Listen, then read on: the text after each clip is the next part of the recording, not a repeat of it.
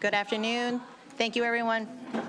Appreciate your indulgence here this afternoon for voting list number 21. We have 6 bills on the docket.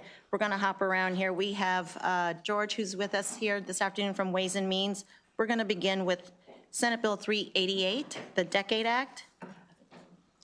Thank you, Madam Chair. Senate Bill 388 is an administration bill that alters, enhances, and transfers various economic development programs and tax credits and exempts from sales and use tax certain related party sales of data and information technology services and digital goods. The committee amendments, there are 2 of them. First one is technical. The second one incorporates provisions from the House bill, the cross-file version, concerning Maryland Economic Development Assistance Fund, the Enterprise and Rise Zone, and R&D tax credits, as well as film production tax credits, and their reporting requirements. It also alters the distribution of certain video lottery terminal proceeds and strike provisions repealing the limit on the aggregate amount of tax credit certificates that may be awarded for a single film production activity. Move the amendments.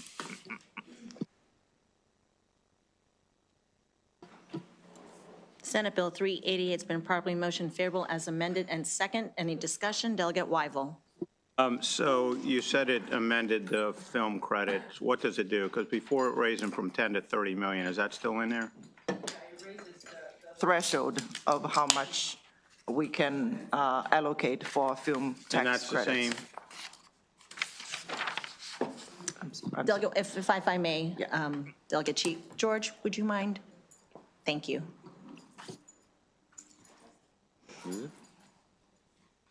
Thank you, Madam Chair. Just to clarify, that provision was stricken in its entirety, so the current limit is going to stay as is. So it's currently in law. There's a $10 million limit for each single production under the film tax credit. That's going to stay as is. It's just being removed from the bill now in its entirety. The only changes to the film tax credit are to specify the purpose of the credit, which was one of the House's changes, and the bill as it came in also allows for applications to be amended in the event that a film production incurs some additional costs, and assuming that there are credits available in the given fiscal year, could apply for some additional credits. Okay, thank you. Seeing no further discussion, again, been properly moved favorable as amended and second. Vice Chair? Yes. Delegate Turner? Yes. Delegate Fennell? Yes. Delegate Pruski? Aye. Delegate Howard? Aye. Delegate Johnson? Aye. Delegate Boifo? Aye. Delegate Bandari? Yes. Delegate Rogers? Yes. Delegate Chi? Yes. Delegate Aarons? Yes. Delegate Queen? Yes. Delegate Ampry? Yes. Delegate Adams? Yes. Delegate Pippy? Yes.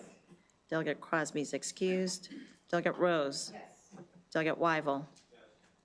Delegate Roberts? Yes. Senate Bill 388 passes 18. Thank you, George. Thank you.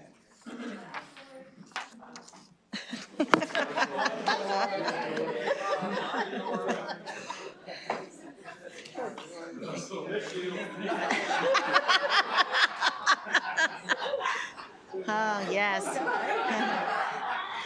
All right. I'm glad we're laughing now. Just remember that towards the end of the day. Yep, correct.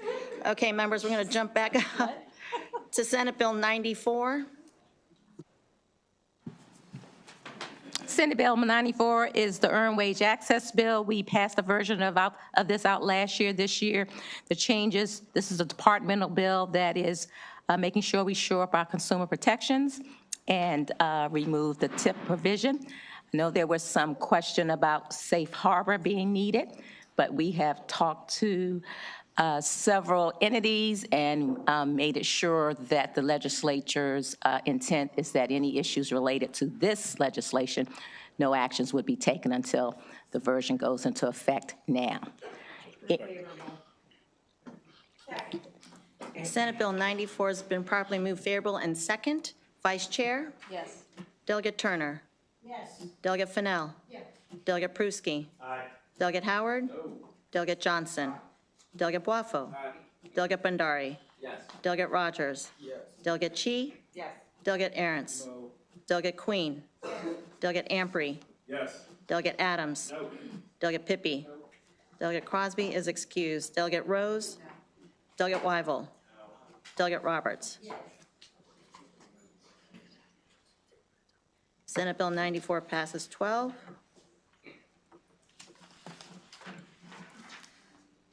Senate Bill 249.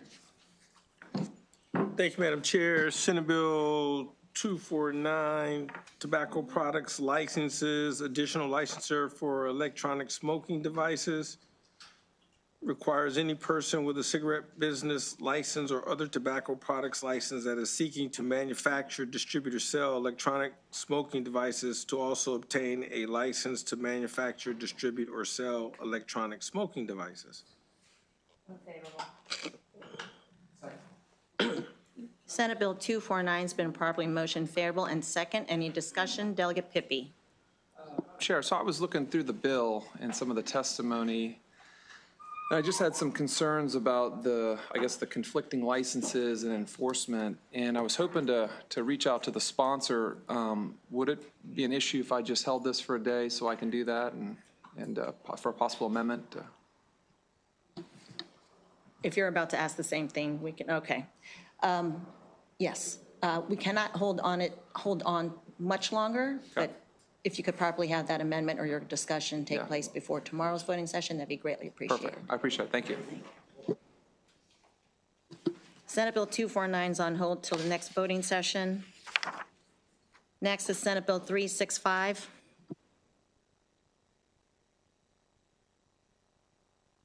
Thank you, Madam Chair. Senate Bill 365, Security Guard Certification Renewal Requirements. It repeals the requirement that the Secretary of State Police by regulation stagger the terms of the certifications of security guards. Senate Bill 365 has been properly motioned favorable and second. Any discussion? Seeing none. Vice Chair? Yes. Delegate Turner? Yes. Delegate Fennell? Delegate Pruski? Delegate Howard? Delegate Johnson? Delegate Boifo? Delegate Bhandari? Yes. Delegate Rogers? Yes. Delegate Chi? Delegate Arentz? Yes. Delegate Queen? Delegate Amprey? Yes. Delegate Adams? Delegate Pippy? Delegate Crosby is excused. Delegate Rose? Delegate Wyval? Delegate Roberts? Senate Bill 365 passes 18. Senate Bill 937.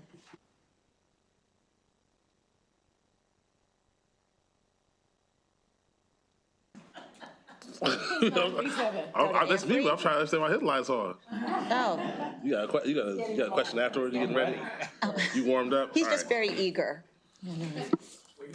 All right. Senate. You want me to explain the bill? I was like, you gonna be the floor leader on this one, Adams? You wanna do it? Thank you, Madam Chair. Senate Bill 937, Landlord and Tenant Residential Leases, Prospective Tenant Criminal History Records Check. The Maryland Fair Chance and Housing Act, what the bill essentially does is establishes a framework in which landlords have to abide in order to provide individuals the opportunity to apply for housing.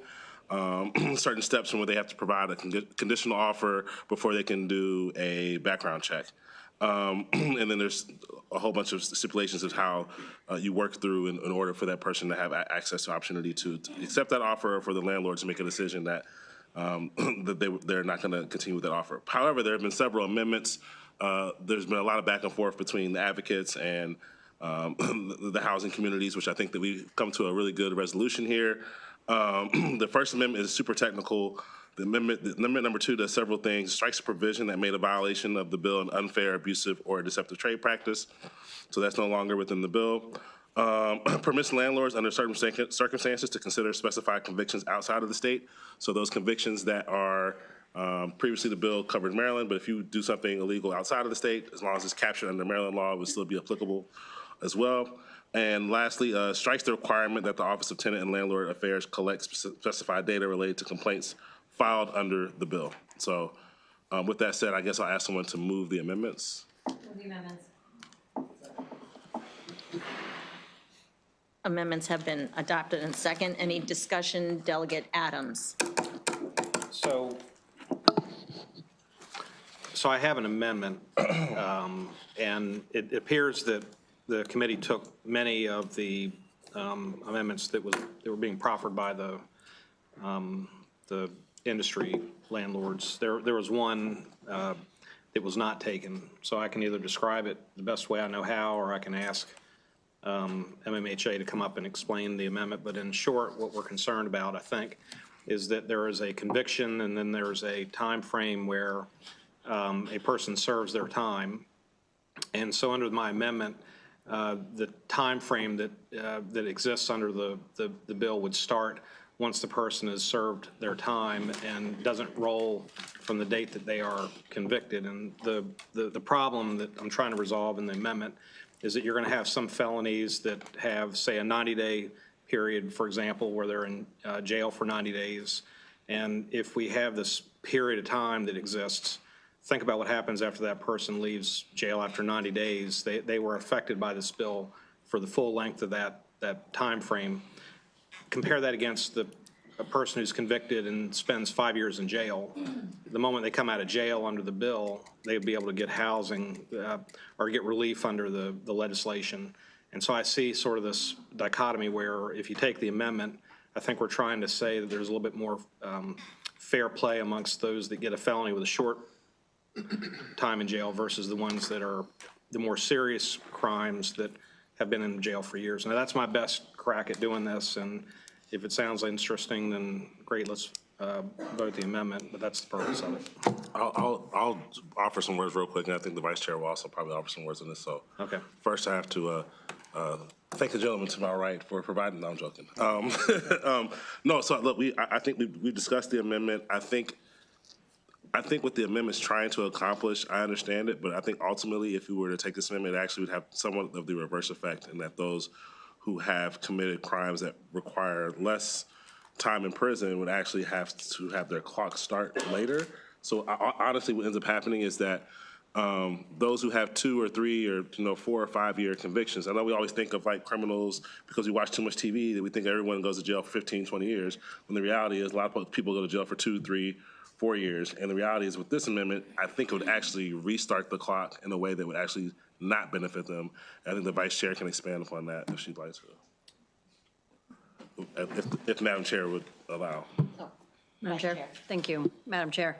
Yeah, thank you. I think that I appreciate the argument for like equity, but I think there's sort of 2 things to think about. One is that for folks who are serving 10, 15, 20-year sentences, those folks actually fall in a separate category that's in the other section of the bill that you are allowed to consider even before offering the conditional release. So murder in the first degree, murder in the second degree, some of the sex crimes, human trafficking, child pornography, those things are some of the things that would have those longer sentences. And so they're sort of already out of consideration for this 5-year look-back period. And then if you're looking at the 5-year look-back period issue, the vast majority of folks with the sort of smaller crimes that you're trying to make sure this is fair to, like theft of $1,500, theft of $2,000, those kinds of things, those folks are serving these shorter sentences, but what you'd be doing is making them wait longer. So if I'm serving 18 months for some kind of a theft charge, if the clock starts when I got locked up 5 years ago, then I get out 3.5 years ago, and now I can go get a house next week. Whereas if you wait until I get out, you're actually, the effect of this is to make people wait longer. Because if I got locked up for a minor-ish charge, 18 months, I got locked up 5 years ago, I come out 18 months later, now I gotta wait another 18 months from now than I would have otherwise. So if the intention is to exclude more people, this will actually have that impact, which is why personally I don't support it. But if the intention is to sort of make it more equitable, it doesn't fit with the reality of how most sentences actually work between the longer sentences and the shorter sentences. So my intention is not to call a vote on the amendment. So I've offered it. I think we're having a discussion on it. I'll just say that in these situations where people have, attempted murder or some serious rape crimes, and, you're saying under this bill without the amendment that once those individuals have served their time, that in theory they can, actually find housing without being that being part of this bill as a screening process for the landlord, I'm juxtaposing that example against somebody who, for example, has a same felony for, say, a $1,500 or a $10,000 embezzlement or some type of crime like that that has a short period of time, who, in effect, by the time they've served their time, would actually have a disparate impact under the bill. So with that being said, I have no interest in calling a vote on the amendment. I think I've said my part and certainly understand the vice chair's position, for which we've already had some back and forth on it. I may have some points to make on the bill once we get beyond this, but that's all I'm going to say about the amendment. So, Delegate, you talked a little bit about out-of-state offenses versus in-state offenses. Can you walk me through that very quickly once again? Yeah, so the way it works is, I think previously the bill didn't take into account if you committed an offense outside of the state, or if an offense was not comparable to what we have here in our state. For example, I'll give you an example. In some states, we know the reality now is that if a woman seeks to get some certain type of health care, they could possibly be criminally charged there. So that we wouldn't hold them accountable here in Maryland because we don't have those laws. But if you rob somebody in Texas, you rob somebody, it's going to be the same laws would apply here in Maryland if you were to commit a robbery, right? So anything that's a applicable type of violation would also fall into this law as well. Does that make sense? It's my understanding that the bill specifically speaks to some drug offenses and those offenses occurring on federal housing. Is that still the standard legislation or the language in the legislation? You're saying if the offense happened on federal? Yeah, from what I read of the bill, it talks about drug offenses, manufacturing, distribution, those type of things, but only the language is specific in that it happened in federally subsidized housing. Thank you, Madam Chair. What it actually says is that it's not if the charge happened in federal housing, federally assisted housing, so that's like LIHTC subsidized housing, has its own rules. And so for LIHTC housing, if you are convicted of distributing, dispensing, producing methamphetamines, yes, you're right, on the premise of federal housing. So there's two pieces to it. So if you've distributed on federally assisted housing, so LIHTC housing, and you're applying to come into a house that I just happen to own, then that doesn't count against you. But if you're also potentially coming to another LIHTC house, then that would be considered. That's what I wanted to get at. Yeah. Thank you very much. Seeing, go ahead. I was saying, see no further discussion. Move the bill favorable as amended. Senate Bill 937 has been properly motioned favorable as amended, and second, Delegate Adams.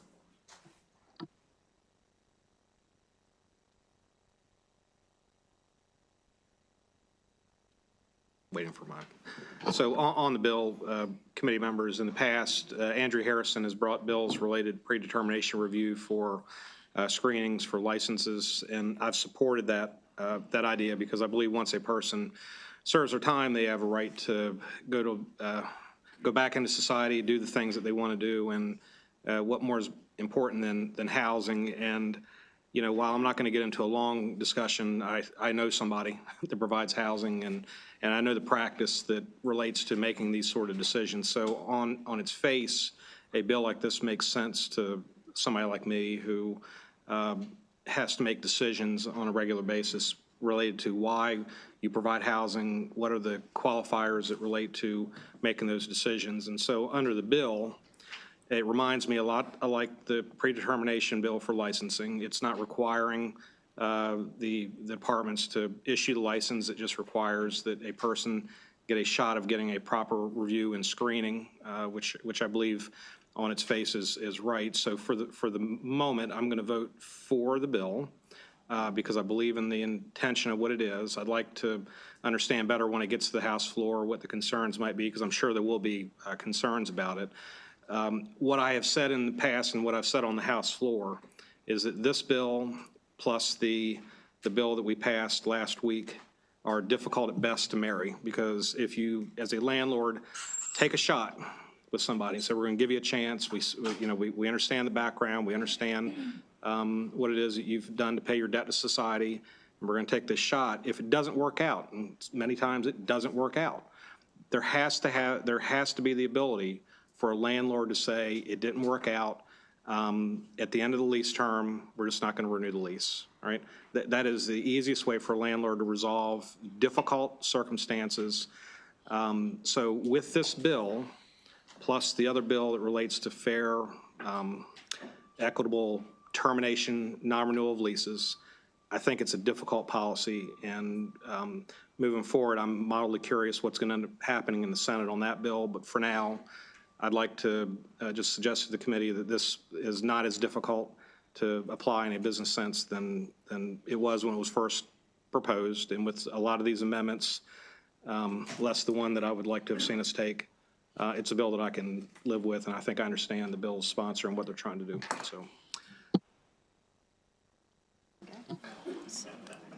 Seeing no further discussion, I do have a question. Where is the real Delegate Adams? I mean, like, love Delegate Adams. Okay. Senate Bill 937 was properly motioned, favorable as amended, and seconded. Vice Chair. Yes. Delegate Turner? Yes. Delegate Fennell? Yes. Delegate Pruski? Delegate Howard? No. Delegate Johnson? Delegate Boifo? Delegate Bandari? Yes. Delegate Rogers? Yes. Delegate Chi? Yes. Delegate Aarons? No. Delegate Queen? Yes. Delegate Ampry? Proud, yes. Delegate Adams? Yes. Delegate Pippy? No. Delegate Crosby is excused. Delegate Rose? No. Delegate Weigel? No. Delegate Roberts? Yes. Senate Bill 937 passes 13. Senate Bill 939. Thank you, Madam Chair. As amended, Senate Bill 939 increases the judgment exemption for owner-occupied residential real property of individual, keyword there, individual, in the bankruptcy proceeding to $125,000. If you remember, this bill was, we heard this bill also on the House version from, I think it was Delegate Stewart. There are a couple of amendments here. Amendment number 1 is technical. Amendment number 2 restricts the judgment exemption in the bill to bankruptcy proceedings and reduces the amount of the exemption. I'd ask that we move the amendments.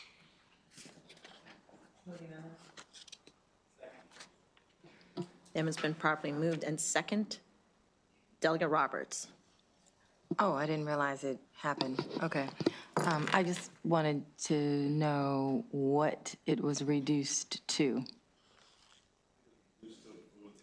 To 125. 125,000. And I'm sorry, what was it reduced from? Oh. 115,300. I believe it was, it's 150,300? Yeah. Thank you. Thank you, Madam Chair. Seeing no further discussion, Vice Chair. Yes. Delegate Turner? Yes.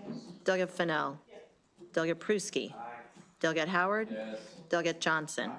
Delegate Boifo? Aye. Delegate Bandari? Yes. Delegate Rogers? Yes. Delegate Chi? Yes. Delegate Aarons? Yes. Delegate Queen? Yes. Delegate Ampry? Yes. Delegate Adams? Yes. Delegate Pippy? Yes. Delegate Crosby is excused. Delegate Rose? Yes. Delegate Weigel? Delegate Roberts? Yes. Senate Bill 939 passes 18. Hold on, we got concurrences. Hold on, yeah. Yep. Vice Chair, we have concurrence calendar, guys.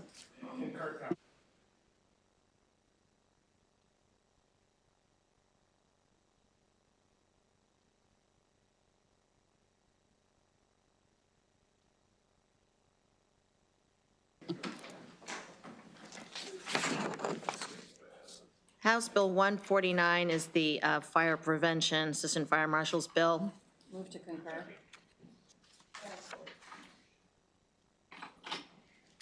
House Bill 149 has been concurred in second. Any discussion Seeing none.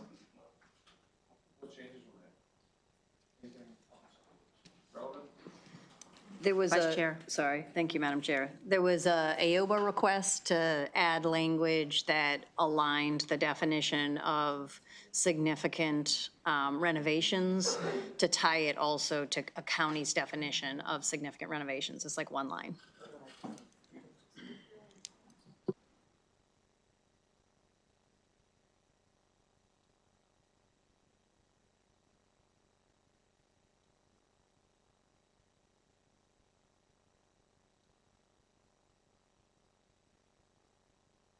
It's a voice vote. All those to concur, say aye. Aye. Any opposition? Seeing none. Okay. House Bill 153 is the residential rental apartments air conditioning requirement. Move not to concur, Madam Chair. Okay. I'm just going to go. House Bill, yeah, we're not concurring. House Bill 308, corporations and associations, principal offices, private mailboxes. Move to concur. If there's any discussion, just interject. House Bill 622 is the cannabis. I'm sorry?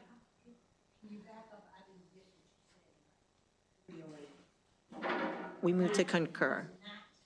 We're moving to concur. House Bill 622. Move to concur. House Bill 798 is the Economic Development, the Small Business Increased Access to Capital Act. Move to concur. House Bill 892 is the Business Reg Cemeteries Transfer Alternate Use. Move not to concur. House Bill 994, Don't You Worry, Worry Act, the Business Reg Travel Services.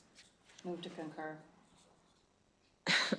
House Bill 1026 is the Business Reg Rounding Cash Transactions. Move to concur. And House Bill 1100, the Telecom Infrastructure Protections. Move to concur. And finally, House Bill 1473, which is Economic Development Future Board Establishment. Move to concur. Okay. All right. That is the end of our concur received list. That is the end of our voting session. We will be voting again tomorrow. I don't have the time just yet, but stay tuned. I will say it'll probably